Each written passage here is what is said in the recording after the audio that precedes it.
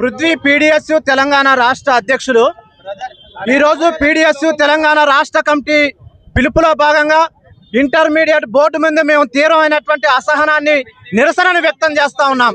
ఇవాళ వేసవి సెలవులు ఇవ్వకుండానే 25-26 విద్యా సంవత్సరం ముగించకుండానే ప్రైవేటు విద్యా సంస్థలని కూడా ముందస్తు అడ్మిషన్ల పేరుతోనే పేద విద్యార్థుల తల్లిదండ్రులని తీవ్రంగా దోచుకుంటున్నటువంటి స్థితిని ఇవాళ మనం చూస్తా ఉన్నాం.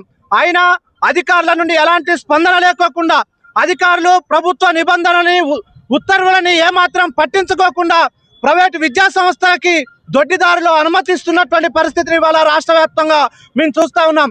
ఇవాళ ప్రైవేటు విద్యా సంస్థలలో అడ్మిషన్ల పేరుతోని లక్షల రూపాయల డొనేషన్లు తీసుకుంటా ఉన్నారు. అదేవిధంగా అక్రమంగా హాస్టల్స్ని నిర్వహిస్తూ ఉన్నారు.